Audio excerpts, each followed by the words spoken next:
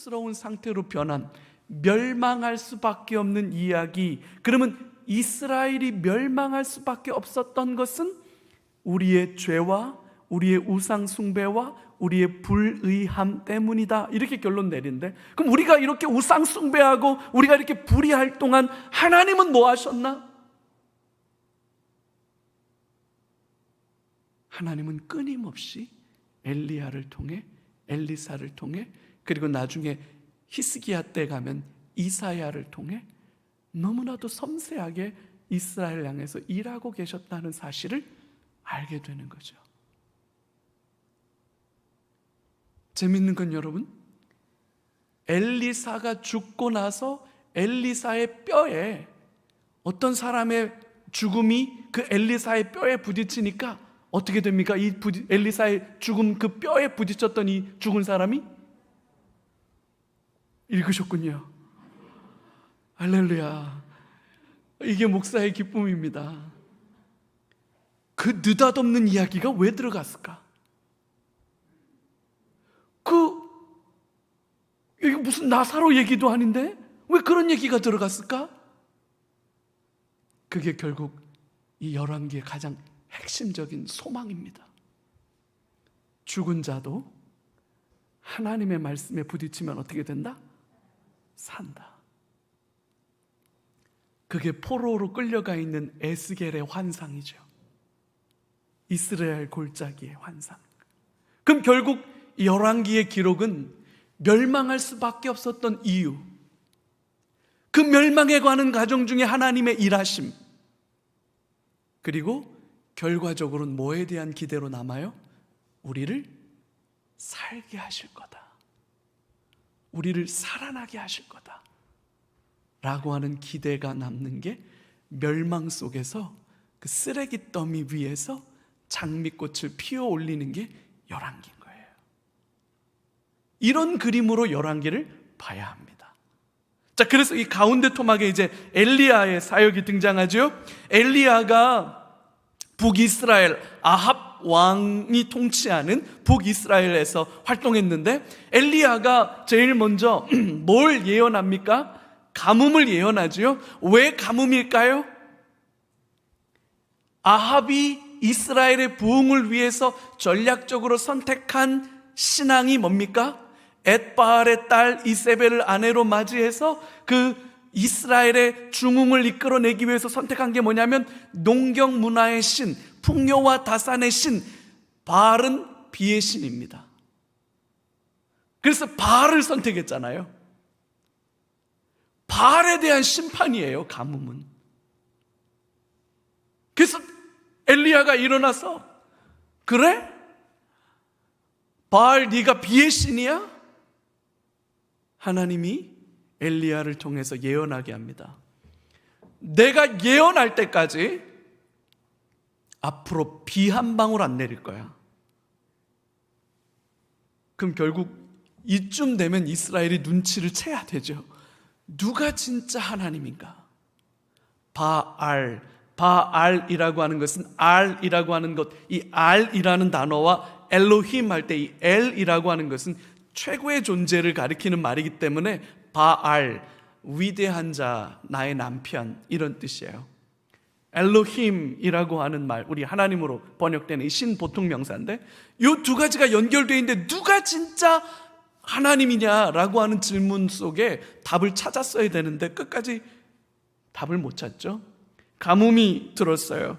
그래서 그 가뭄 속에서 하나님께서 엘리야를 그릿 시냇가로 데려갑니다. 가뭄이 들었으니까 물들이 다 말랐잖아요. 그 물들이 다 말라서 사람들이 다 목말라 죽는데, 하나님은 엘리야를 그릿 시냇가로 데리고 가서 거기에서 물을 멋있게 하고, 그 다음에 까마귀를 통해서 음식을 공급해 줘요. 그리고 사르밧 땅에 가서 과부를 만납니다. 왜 과부일까요? 과부가 누구예요? 남편을 잃어버린 여자. 이게 누구예요? 제가 좀 전에 그랬잖아요.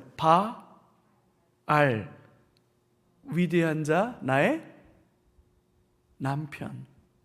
그래서 바알은 아세라 신하고 짝꿍이거든요. 근데 이스라엘은 누구를 선택했어요?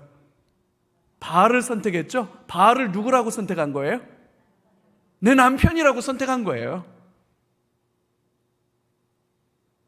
엘리야를 지금 누구에게 보냈다고요? 예. 이스라엘은 바알을 남편으로 선택했지만 하나님은 이스라엘이 지금 진짜 남편, 본 남편인 여호와를 버리고 누구에게 바람피고 있는 거예요? 바알에게. 근데 정녕 이 과부가 살 길은 누굽니까? 여호와 하나님이시잖아요. 그래서 여기서 사르밧 과부를 먹여 살리는 내용. 사르밧 과부가 이렇게 말해요. 엘리야 참 야박하죠? 먹을 것 좀 있습니까? 예, 있습니다. 그것 좀 해서 좀 저 좀 주세요. 그랬더니 과부가 뭐래요? 요게 마지막입니다. 요거 떡해 먹고 나랑 내 아들이랑 딱 죽으려고 근데 그걸 엘리야가 놔주세요. 요거 먹고 딱 죽겠다는데 그걸 나 달라 그래요. 만약에 제가 과부였으면 부직갱이 들고 엘리야 쫓아내죠. 어디 지금 이 마지막 요거 딱 먹고 죽을라는데 나 하여튼 요거 먹고 죽을라니까 이러고 지금 그 절박한 심정으로 지금 그러고 있는데 그 벼룩에 간을 내 먹어야지 뭘 여기서 와가지고 그걸 달라고 그래요. 근데 사르밧 과부가 그걸 해서 엘리야를 먹입니다. 근데 어떤 일이 벌어집니까? 그 가루통에 가루가 떨어지지 않습니다. 누가 먹이신 거예요? 누가 남편이에요? 예, 그 얘기를 하고 있는 거예요, 지금. 누가 이스라엘의 남편이냐, 그 얘기를 하는 거죠. 그리고 죽은 아들을 살립니다. 근데 이 죽은 아들, 과부 이야기는 엘리야도 가지고 있고, 나중에 엘리사도 똑같은 이야기를 가지고 있습니다. 왜 과부 이야기와 죽은 아들 살리는 얘기가 엘리야에게도 있고 엘리사에게도 있고 그걸 왜 가운데 토막, 이 11개 가운데 토막에 핵심적으로 그걸 넣어놨느냐? 제가 지금 말씀드리는 그 내용입니다. 누가 진짜 이스라엘의 남편인가? 누가 이스라엘을 살게 하는가? 엘리사는 나중에 선지자의 아내예요. 근데 선지자가 먼저 죽었어요. 그래서 혼자 남았어요. 근데 빚쟁이들이 빚 받으러 와가지고 난리치잖아요. 그래서 담을 그릇 빌려갖고 댕겨라. 그래서 그 기름병을 따라가지고 그 빌려온 그릇만큼 다 따랐죠. 그리고 나서 그것으로 팔아서 너희들 먹고 살아라. 수냄 여인 이야기도 나오고, 이건 굉장히 상징적인 의미들로 이 11개 기록 안에 11개를 기록한 역사가는 이게 이스라엘의 어떤 면에서는 풍자입니다. ridiculous라고 하죠. ridiculous. 이거는 비꼬아서 웃기는 이야기인 거예요. 참 남편을 버리고 되도 않는 남자에게 가서 바람을 피는 이스라엘의 어리석음과 미련함을 여실히 보여주는 거죠. 갈멜산 대결이 벌어집니다. 우리가 잘 아는 것처럼 바알과 아세라 선지자 850대 1, 그죠? 그래서 비를 내리는 게 지금 관건인데 엘리야는 뭘 가지고 대결하자 그래요? 불을 내리는 게 참 신이다. 그래서 불을 내리는 것 가지고 대결을 하면서 엘리야가 굉장히 유명한 도전을 이스라엘 백성들에게 합니다. 어느 때까지 여호와와 바알 사이에서 머뭇머뭇하려느냐. 여러분, 이 도전은 옛날 여호수아가 죽기 전에 이스라엘 백성들에게 했던 말과 똑같아요. 나와 내 집은 여호와를 섬길 거다. 너희는 오늘 너희가 섬길 신을 택하라. 엘리야가 이스라엘 백성들에게 여호와와 바알 사이에서 왜 이렇게 주저하고 머뭇거리고 갈팡질팡하냐? 그러면서 굉장히 무섭게 책망하죠. 그리고 불을 내리는, 불은 심판의 의미거든요. 다 태워버리잖아요. 하나님의 심판을 예고하는 거예요. 바알을 따르는 자들, 아세라를 따르는 자들, 여호와의 심판이 임할 것이라고 하는 무서운 경고와 책망이 여기 담겨져 있는 거예요. 이 일을 통해서 그 자리에서 바알과 아세라 선지자들을 다 죽여버리죠. 그리고 그것 때문에 이세벨이 그 얘기를 듣습니다. 이 현장에 아합은 있었는데 이세벨은 없었어요. 이세벨이 이 얘기를 듣고 이세벨이 그렇게 말하죠. 내일 이맘때까지 엘리야 네가 살아있다면 야 진짜 너 하여튼 뭐 이렇게 해가지고 이 여인이 한을 품으면 뭐 이렇게 돼가지고 지금 막 이것 때문에 엘리야가 그 엄청난 하나님의 역사를 경험했음에도 불구하고 우리가 소위 말하는 번아웃 신드롬, 이걸 엘리야 신드롬이라고 그래요.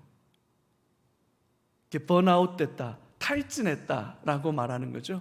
이것 때문에 엘리야가 탈진해가지고 도망가서 나 충분하니까 하여튼 나 데려가시라고.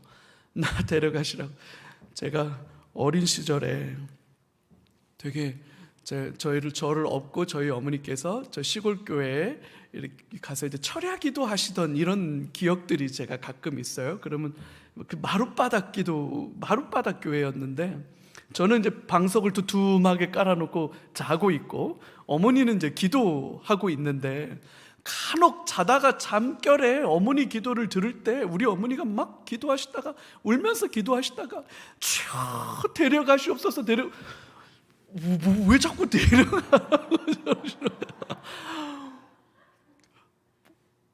난 그게 막 제가 되게 막내 아들이거든요. 저희 어머니 늦둥이 막내 아들인데 하여튼 그러니까 제가 잘은 기억은 안 나지만 저희 어머니 기도 내용은 이런 거였던 것 같아요.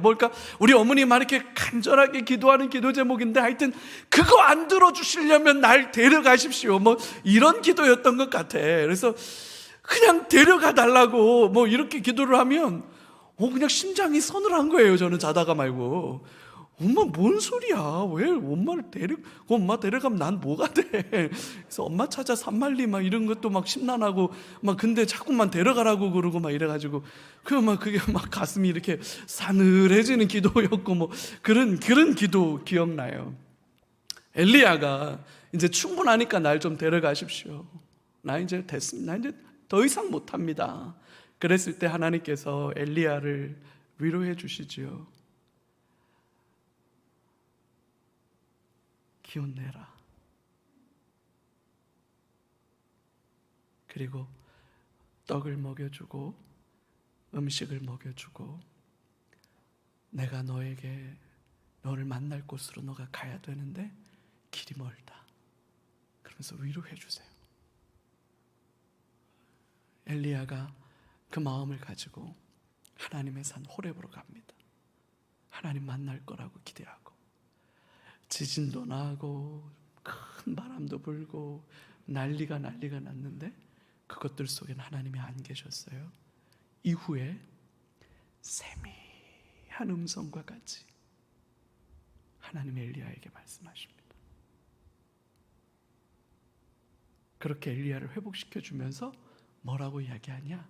엘리야야, 너만 있는 거 아니야.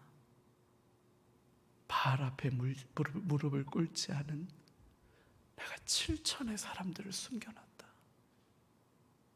7과 1000, 딱 7,000명이라고 하는 의미도 있겠지만 7은 하늘의 완전 숫자 3과 땅의 완전 숫자 4, 그리고 1000이라고 하는 충만한 수.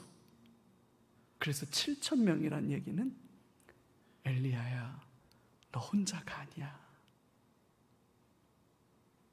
너와 함께 동역할 사람들을 남겨놓았어. 엘리야를 그것 때문에 위로를 받죠. 그러면서 이제 아람과 이스라엘의 전쟁이 벌어지게 될 것을 예언하고, 그리고 난 다음에 아합 왕이 나봇의 포도원 때문에 속을 썩여요. 갖고 싶은데 안 팔아. 근데 이거는 이스라엘의 독특한 토지법이에요. 50년 뒤에 다시 돌아가게 돼 있어요. 희년이에요. 땅은 영원히 팔지 못해요. 반드시 그 집안으로만 계승되게 돼 있어요. 나봇이 이것 때문에 너무너무 마음이 속상해가지고 근데 이세벨이 꾀를 냅니다. 사람들을, 그러니까 증인 조작을 해요. 증거 조작. 그래서 이 나봇이 왕을 저주하는 이야기를 내가 들었다 라고 한 사람이 신고를 했어요.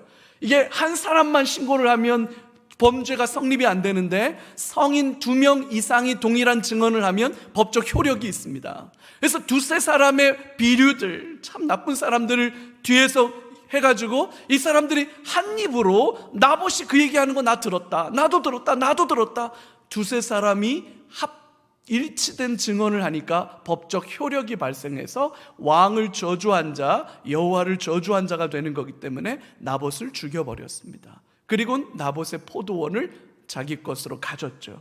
이게 결정적인 빌미가 돼서 아합과 이세벨에 대한 하나님의 심판이 선포됩니다. 나봇의 포도밭,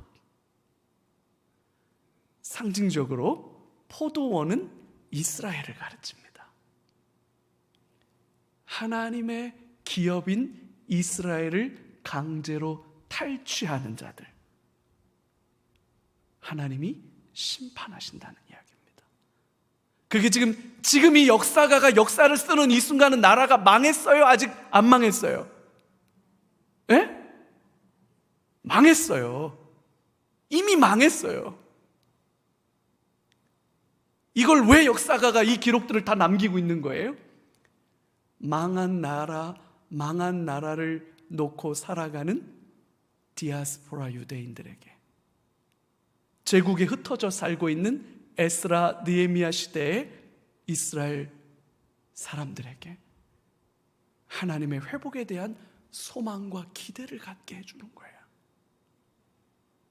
나봇의 포도밭 사건, 그리고 아람과 전쟁에서 이스라엘이 패배하고 이 전쟁에서 아합 왕 이스라엘이 완전히 패망하고 말죠. 이제 완전히 길을 잃어버려요. 그러면서 이제 분열 왕국이 계속 이어집니다. 여호사밧, 남유다 4대 왕이지요. 아합 왕과 같이 합세해서 아람과의 전쟁을 시도했던 사람인데, 이 사람들이 아합과 동맹을 맺어요. 여호사밧이라고 하는 왕이. 근데 여러분, 아합과 동맹을 맺고 아합 가문과 결혼 관계를 맺는데, 뒤에 가서 보면 알겠지만 이것 때문에 남유다에 엄청난 피바람이 불어옵니다. 우리 현진이 장가 잘 가야 된다. 금이야. 결혼 잘해야 돼요. 결혼 잘해야 돼요. 아합 집안과 그렇게 하면 안 돼요. 물론 그렇다고 집안 보란 얘기는 아닌데 믿음은 분명하게 봐야 돼요. 북이스라엘 아합 가문과 동맹을 맺어서 길르앗 라못과 전쟁을 했고, 또 시드기야와 미가야, 이때 당시에 영적으로 얼마나 혼탁했는지 선지자들 중에 대빵 시드기야가 이 전쟁에서 이긴다고 예언하는 거예요. 근데 마뜩치가 않아. 어용이야. 그래서 누구 또 하나님의 말씀을 들을 만한 선지자가 없느냐? 미가야가 있는데 미가야는 우리를 향해서 좋은 얘기 안 한다. 무슨 말이냐? 그래서 미가야를 불러서 하나님이 뭐라고 이 전쟁에 대해서 말씀하시냐 묻죠. 미가야는 정직하게 대답합니다.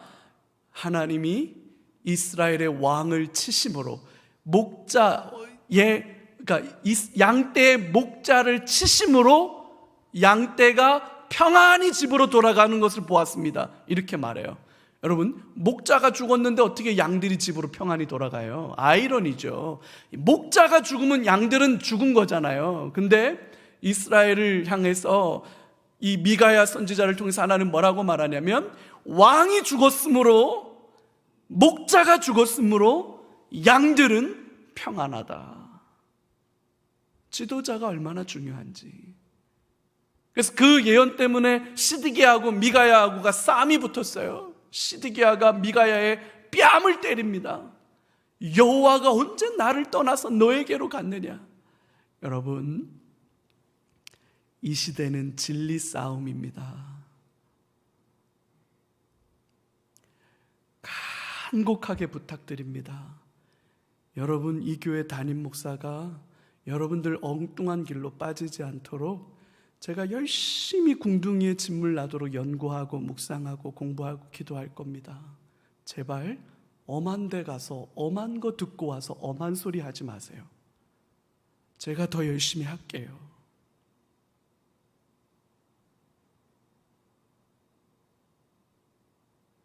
그 사람이 누군지는 알고 그 사람 설교 들어야 해요.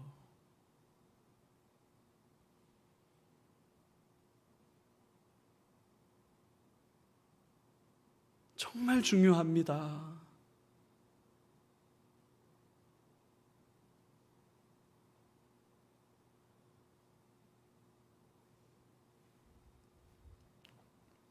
이 시대는 진리 싸움하는 시대예요, 여러분.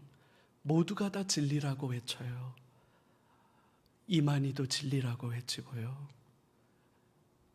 하나님의 교회도 진리라고 외쳐요.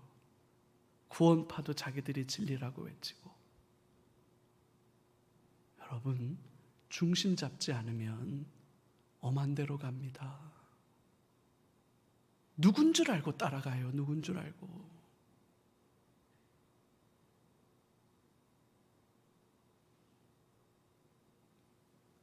아하시아가 등장합니다. 북왕국 9대 왕이지요. 그러면서 이제 열왕기 하가 시작이 돼요. 이렇게 쭉 한 권으로 연결돼서 가는 거니까 쭉 가요. 이 아하시아가 병이 들었는데 에그론이라고 하는 부족의 신 바알세붑은 파리의 신, 존귀한 주, 바알이라고 하는데 존귀한 주, 파리의 왕, 이런 뜻인데 이게 굉장히 비틀어서 말하는 말이에요. 그 바알세붑에게 물으러 갔는데 이것 때문에 엘리야한테 혼쭐이 나죠. 그러면서 이제 엘리야에서 그 선지자의 공식적 사역과 능력이 엘리사에게로 연계됩니다. 여러분, 열왕기의 기록의 핵심은 뭐냐면 왕권이 승계되는 거예요. 그래서 누가 남유다의 왕일 때 북이스라엘의 누구 왕이 즉위해서 무슨 일을 했고 어떻게 죽어서 어떻게 장사되었다. 그리고 그 아들 누가 어떻게 왕이 되어서 어떻게 즉위했고 엄마는 누구고 어떤 일을 하다가 어떻게 하다가 죽었다. 이게 공식적인 공식이에요. 이게 열왕기에 계속 반복되는 공식이에요. 근데 딱 한 케이스가 어디로 갔냐면 선지자가 선지자 역할을 다음 선지자에게 승계해주는 내용이 등장하는 거예요. 이게 가운데 토막에 들어와 있는 이유 앞에서 설명드렸어요. 그래서 이 열왕기 기록의 핵심은 엘리야와 엘리사, 그리고 그 엘리야에게 역사하셨던 하나님이 동일하게 엘리사에게로 역사하시는 그 선지자직의 승계 내용을 담고 있죠. 엘리야는 승천했습니다. 불말과 불병거가 와서 엘리야를 데려가 버렸어요.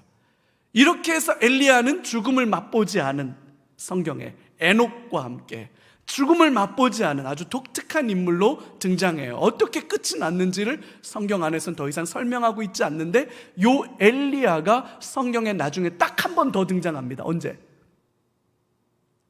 예수님이 변화산 사건 때. 그래서 왜 모세와 엘리야가 왔을까?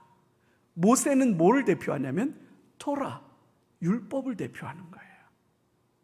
엘리야는 선지자, 이 분열 왕국 시대와 통합 왕국 시대, 이때 왕국 시대의 이 선지자적 역할, 이스라엘의 그 왕정 시대의 역할을 책임졌던 선지자. 그래서 모세와 엘리야가 와서 예수님과 함께 예수님의 죽음에 대한 의논을 하고 예수님은 그 사건을 통해서 예루살렘에 올라가셔서 십자가를 지시는 걸로 등장하는 거죠. 과부의 기름병, 선지생도의 아내, 아까 말씀드렸죠. 여기 요거 엘리사가 승천하고 난 뒤에 죄송합니다. 엘리야와 사와 지금 제가 자꾸 막 왔다 갔다 하나요 혹시? 날이 더워서 그만. 엘리사가 이제 엘리야가 승천하고 난 뒤에 엘리야의 겉옷을 넘겨받아요. 이 겉옷은 신분을 나타내는 거예요. 그래서 그 엘리야의 겉옷을 가지고 요단강 물을 이리저리 치니까 엘리야가 했던 것처럼 엘리사에게도 동일한 역사가 나타나기 시작하죠. 그래서 그 겉옷을 받았고 여리고의 이 물 때문에 음식이 농사가 잘 안 되는데 그 물을 소금을 가져다가 치유하고, 그 다음에 여기서 굉장히 독특한 내용이 등장해요. 이 여리고에서 길을 나가는 엘리사를 바라보고 동네 꼬맹이들이 나와가지고 대머리 지나간다 라고 놀렸어요. 근데 그 일 때문에 어떤 일이 벌어지냐? 수풀에서 뭐가 나와요? 암컷 곰이 나와요. 어린아이들, 암컷 곰, 그리고 이 곰이 나와서 그 어린아이들 약 40명을 살해하는 일이 벌어져요. 이게 무슨 사건이냐 이게 도대체. 봐요. 아이들이 짓궂긴 하지만 하나님의 선지자를 아이들이 조롱하고 비난한다. 그럼 이 아이들이 선지자를 조롱하고 비난하는 걸 누구에게서부터 배운 거예요? 부모에게 배운 거죠. 아이들이 이렇게 선지자를 조롱할 정도면 이스라엘의 현재적 상황은 볼 게 없는 거예요. 볼 게 없는 거예요. 그 얘기예요. 다음 세대가 다른 세대가 되면 여러분 볼 게 없는 거예요. 부모들이 신앙이 무너졌다는 얘기인 거고요. 아이들의 신앙이 무너졌다는 얘기는 아이들의 탓이 아니에요. 부모 탓이지. 그럼 사회가 끝이 난 거예요. 그 아이들을 향해서 가장 긍휼의 마음을 가지고 있을 것이 누구냐면 어미들이에요. 어미들은 본능적으로 새끼를 젖을 먹여 키워야 되는 그 마음이 있기 때문에 모성이죠. 그래서 이 어미들은 기본적으로 어린 새끼들에 대한 본능적 긍휼이 있는 건데, 이 암콤, 그래서 암콤인 거예요. No mercy. 자비 없는 심판이 임하기 시작하는 거예요. 아이들인데 심지어는 암콤이 나와서 너무나도 잔인하고 끔찍하게 무려 40명이나. 하나님이 이 문제를 엄청나게 무섭게 다루시겠구나. 엄청나게 무섭게 이 문제를 다루시겠구나. 그게 이제 보이는 거예요. 수냄 여인들의 섬김, 그리고 그의 아들이 또 태어나고 또 그 아들이 다시 죽었다가 살아나는 일들이 또 드러나요. 독이 든 국과 보리떡 20개로 100명을 먹이는 일, 또 아람 왕의 신하 나하만 장군을 치유하는 일, 그죠? 도끼날이, 선지자가 도끼 가지고 나무하다가 도끼가 물에 빠졌어요. 이 도끼가 금도끼냐 쇠도끼냐 이게 아니고요.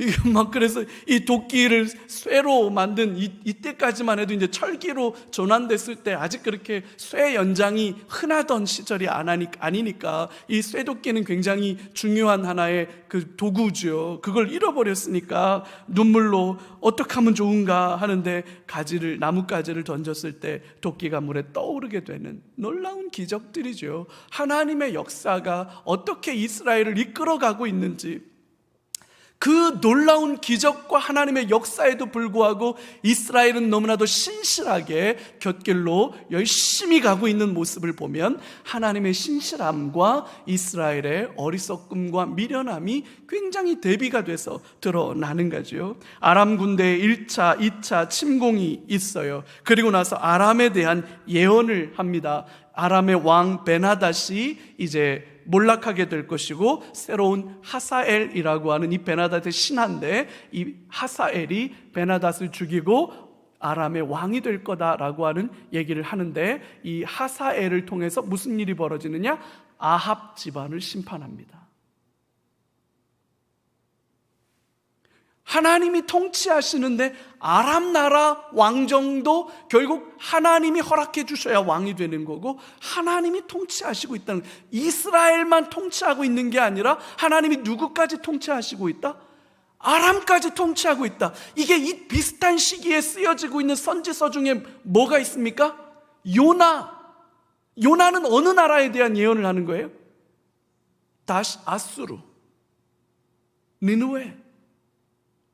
그리고 이사야 선지서에 가보면 두로와 시돈에 대한, 에돔에 대한, 애굽에 대한, 이사야는 그 주변 나라들에 대한 하나님의 예언이, 결국 여러분 누가 통치자란 말입니까?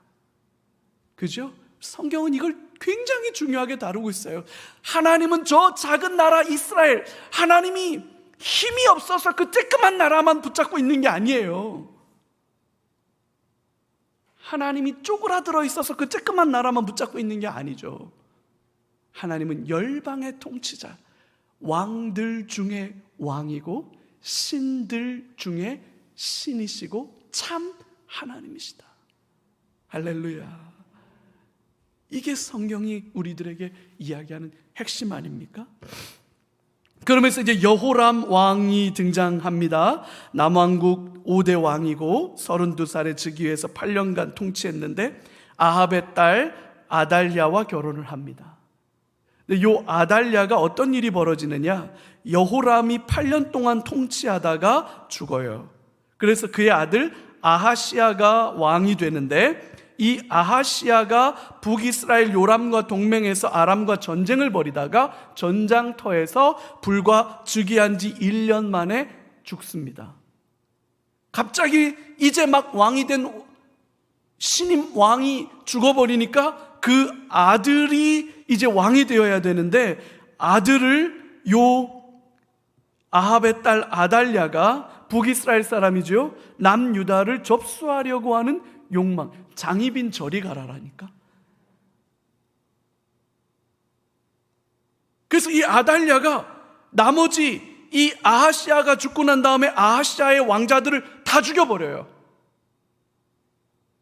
그러면 왕위 계승자들이 다 사라져버리는 거니까 누가 접수하겠다? 내가 제일 잘 나가. 그래서 아달랴가 접수를 하는 거예요. 자기가 여왕이 되겠다는 꿈을 꿔요. 대단하죠? 그래서 아하시야가 그렇게 죽고 난 뒤에 섭정을 하는데, 이것을 눈치채고 여호세바, 요아스의 고모입니다. 아하시야의 누나인지 여동생인지는 정확하진 않아요. 이 여호세바가 어린 요아스를 가까스로 숨깁니다. 그래서 이 요아스가 어디에서 자라느냐? 성전에서 자라요. 대제사장 밑에서. 그래서 여호세바 고모 여호야다 대제사장이 7년 동안 이 요아스를 잘 돌보다가 7세에 즉위를 하면서 아달랴의 섭정 통치가 끝납니다. 그렇게 해서 40년간 통치를 하는 내용이 등장하죠. 아마샤가 등장합니다. 남왕국 8대 왕인데 에돔과의 전쟁에서 승리했고 북이스라엘과의 전쟁에서 패합니다. 그래서 북이스라엘이 예루살렘을 함락시켜 버립니다. 그래서 예루살렘 성벽을 허물어 버립니다. 그러니까 이때까지만 해도 북이스라엘이 셌다, 남유다가 셌다. 북이스라엘이 훨씬 셌습니다. 마치 1970년대까지는 북한이 남한보다 훨씬 더 잘 살았던 것처럼 잘 살았어요. 그렇게 해서 살해당합니다. 그리고 나서 북이스라엘의 여로보암 2세, 여로보암이라고 하는 이름을 가진 첫 북이스라엘의 왕도 여로보암인데 또 이 사람도 여로보암이에요. 그래서 2세라고 불러요. 여로보암 2세. 근데 이 여로보암 2세가 북왕국 13대 왕인데 41년간 통치했는데 이때가 북이스라엘의 전성기입니다. 가장 잘 살았어요. 영토도 가장 넓게 확보했고. 근데 공교롭게도 이때가 바알과 아세라 신앙의 전성기이기도 합니다. 여러분, 경제가 성장하고 발전하는 것이 곧 다 좋은 거라고 우리는 일반론적으로 그렇게 하면 안 됩니다.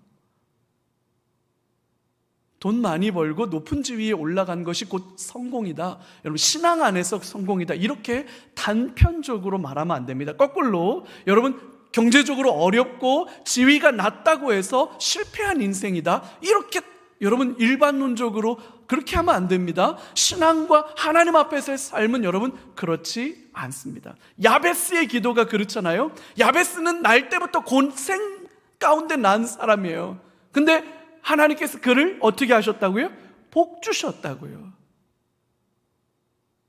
고통 가운데 태어나서 고통 가운데 살았어요. 근데 그게 하나님 앞에 복이 될 수 있는 거죠. 왜? 그걸 기도하고 있잖아요. 지경이 넓어지게 하시고 환난을 면하고 나로 평안하기를 구하는 야베스의 기도.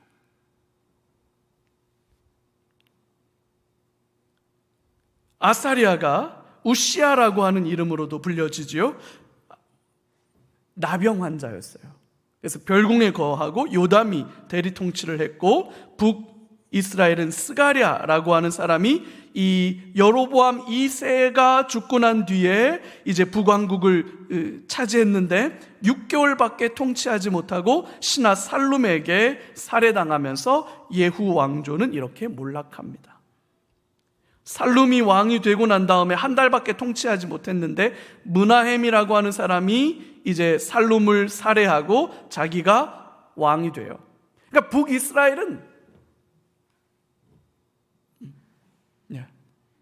북이스라엘은 자꾸만 왕조가 바뀌어요. 수도 없는 역성혁명이 일어나죠. 왜냐하면 왕조의 정통성이 없는 거예요.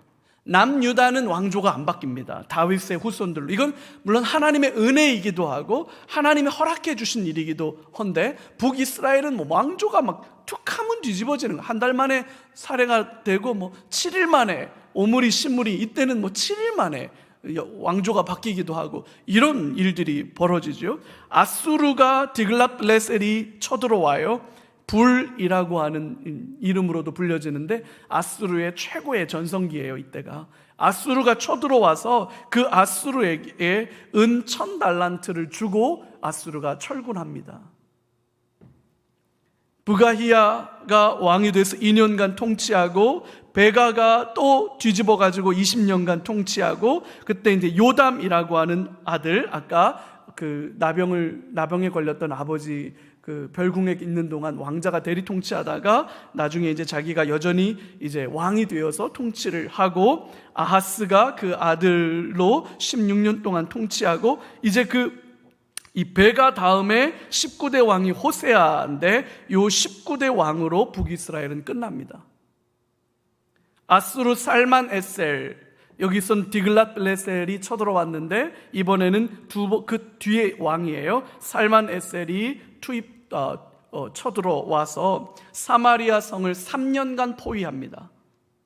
3년 동안 사마리아 성은 완전히 아수르에 포위돼가지고 쫄쫄 굶어 죽고, 심지어는 열왕기 기록에 보면 자식을 삶아 먹는 내용이 나오거든요. 실제로 이 기록들이 그렇게 나와 있는 엄청난 비극이죠. 3년을 그렇게 고립돼가지고 3년을 버텼는데 결국 사마리아 성은 함락되고 아수르에 의해서 다 끌려가고, 나머지 다른 지역 사람들이 사마리아 성으로 이주되어서 완전히 이제 이스라엘이라고 하는 정체성이 북쪽 지역은 사라져버리게 됩니다.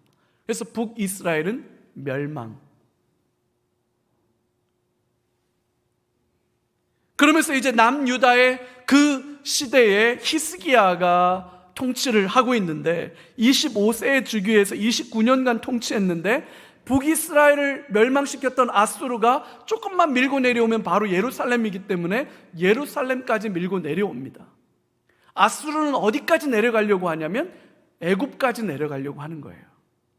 그래서 쭉 밀고 내려가는 거예요. 그래서 사마리아 함락, 그 다음에 예루살렘 함락시키기 위해서 예루살렘을 쳐들어왔습니다. 1차, 2차 두 번에 걸쳐서 쳐들어왔는데, 아수르가 우리를 밀고 내려가면 그 다음은 애굽이니까 애굽도 안 되겠다, 도와줘야 되겠다. 그래서 이 히스기야가 애굽을 동맹을 맺어가지고 성전의 보물들로 애굽에 조공을 바쳐서 애굽 지원군을 받습니다. 그래서 1차 침공을 막아내요. 그래서 사마리아 성이 함락되고 나서 애굽이 참전하는 바람에 아수르가 일단은 돌아갑니다. 그렇다가 2차 침공이 있는데 랍사게라고 하는 장군이 이 예루살렘 성을 포위하고 난 뒤에 이스라엘을 향해서 끊임없이 이야기합니다. 히스기야가 너희를 구원할 거라고 생각하지 마라. 그리고 뭐라고 얘기하느냐? 여호와가 너희를 구원할 거라고 생각하지 마라. 아수르의 신이 여호와보다 훨씬 세다. 심지어는 너희가 만약에 말 탈 사람을 낼 수만 있으면 내가 말 200마리 줄게. 2000마리 줄게. 그 정도로 이스라엘을 모욕하죠. 그때 이사야가 히스기야에게 편지를 보냅니다. 이 일로 인해서 두려워하지 마라. 하나님이 하신다. 실제로 하나님이 어떤 방법으로 이들을 심판하셨는지는 모르겠지만 하루아침에 18만 5천 명의 아수르 군대가 하루아침에 몰살당합니다. 이 사건 때문에 여러분 세계사적으로 아수르의 국력이 팍 꺾입니다. 우리가 세계사 때 배웠던 히타이트, 그 사람들이거든요. 이 아수르가 팍 꺾여요. 그리고 나서 이 아수르가 누구에게 멸망당하느냐? 바벨론에게 멸망당하는 거예요. 이 전쟁에서 완전 폭삭 망한 바람에. 그래서 바벨론이 신흥 강국으로 등장해서 아수르를 멸망시키고 나중에 605년에 갈그미스 전투에서 애굽 군대와 탁 붙었는데 애굽 군대까지를 이겨버립니다. 그래서 바벨론이 가장 강력한 제국으로 등장하기 시작합니다.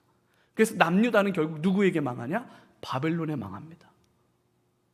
이 전쟁 때문에 아수르가 그렇게 꺾여버렸기 때문에 그래요.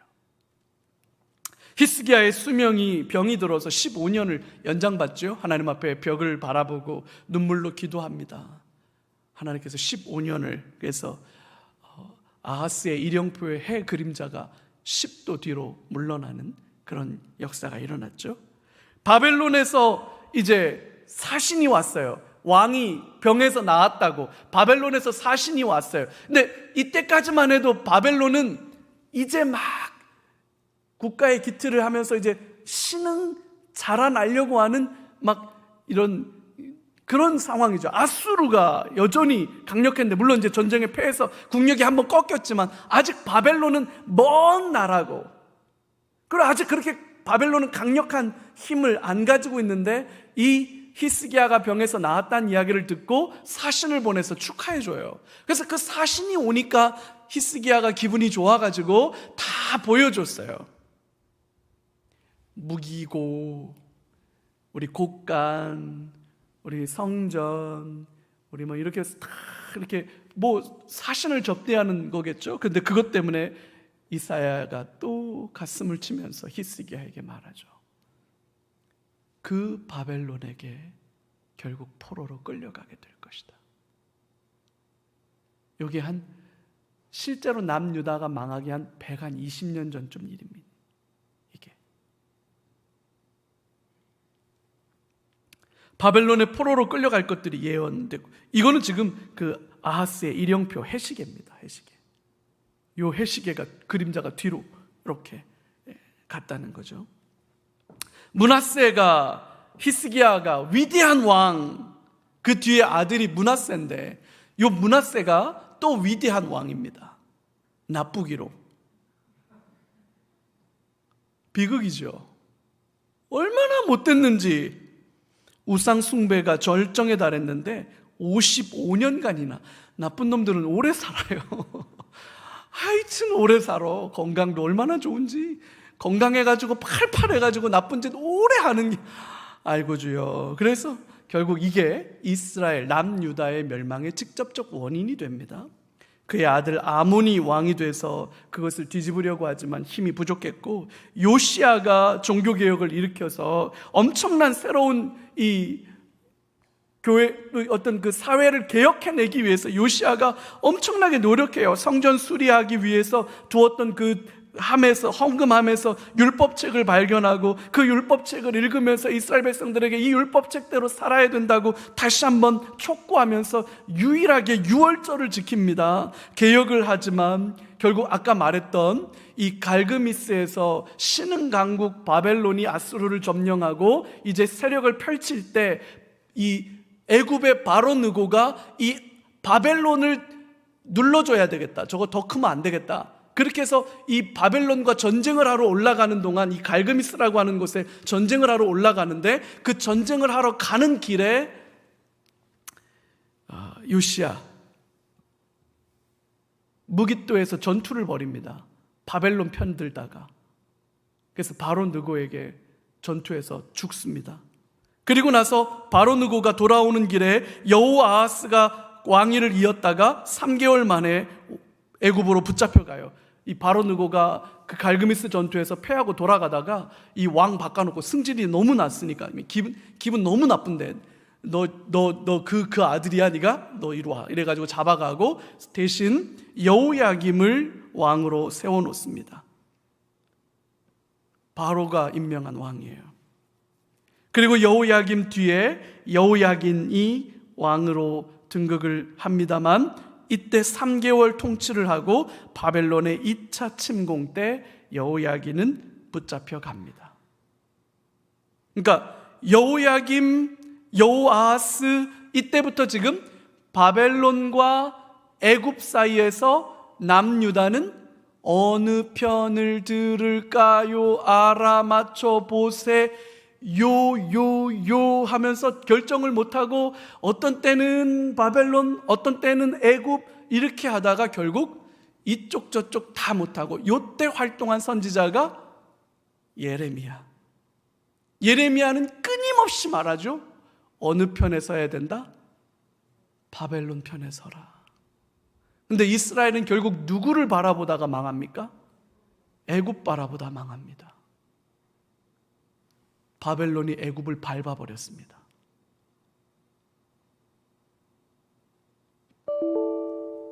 그래서 여호야긴 2차 침공 때 사로잡혀 갔다가 마지막 시드기야가 즉위했을 때 19대 왕, 북왕국도 19대까지 내려갔고요, 남왕국도 19대까지 내려갔고 3차 침공 2년간 예루살렘이 포위 공격을 받을 때 바벨론으로 끌려가는데 요 시드기야가 도망치다가 붙잡혀가지고 바벨론 왕 앞으로 끌려갑니다. 그래서 그곳에서 시드기야가 보는 앞에서 시드기야의 아이들을 죽입니다. 그리고 그 마지막 눈 뜨고 본 장면이 자기 아이들이 당하는 모습을 봤고 그 뒤에 눈을 빼버렸습니다. 무섭죠? 난 정말 잔인한 것 같아. 내가 우리 지난번 이재서 총장님 오셔서 말씀하셨던 것처럼 시력을 잃는데 내가 본 마지막 장면이 내 아이들이 살해되는 장면을 마지막으로 보고 그리고 눈을 뽑혔다면 너무 비참하잖아요. 그래서 바벨론으로 끌려가요. 그리고 여호야긴 왕, 2차 포로로 끌려갔던 여호야긴 왕은 열왕기상 마지막 25장 27절부터 30절에 보면 그 여호야긴이 바벨론에서 다시 복권되는 내용이 등장합니다.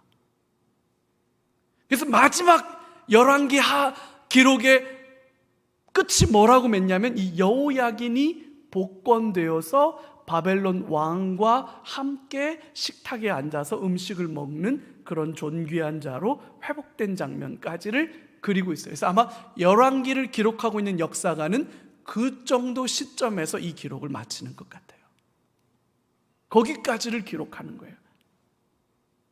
그리고 나서 그 뒤에 새로운 역사가들이 일어나서 왕조 역사를 다시 기록하는데 그 새롭게 등장한 역사가가 왕조를 다시 한번 그리는 책이 역대기입니다. 그래서 역대기는 다윗과 솔로몬을 중심으로 해서 남유다 왕들에게 집중합니다. 그리고 이 역대기의 중심은 성전인데 이것은 다음 주에, 그래서 다음 주는 역대기 그리고 에스라 느헤미야 다음 주에는 이 두 권을, 역대기는 간단하게 우리 열왕기랑 겹치니까 역대기의 특징을 살펴보고 그다음에 에스라 니에미야를 살펴보도록 그렇게 하고, 에스라 니에미야를 다음 주까지 살펴보고 나면 그 다음 주에는 선지서들을 좀 살펴보겠습니다. 왕조의 역사가 이렇게 지나갈 때 이사야, 예레미야, 에스겔, 다니엘 이렇게 해서 시기별로, 나라별로 어떻게 하나님은 선지자들을 통해서 일하셨는지 선지서를 살펴보고 나서, 그리고 마지막 시간에는 구약 전체를 한번 썸업 해보는 그런 시간을 갖고 6월달까지 이 성경 강좌, 구약 강좌를 마치고 7월달, 8월달 잘 쉬었다가 9월달부터 이제 신약, 마태복음부터 해서 신약 과정을 공부해 보도록 그렇게 하겠습니다. 우리 같이 한번 기도하고 마쳤으면 좋겠습니다.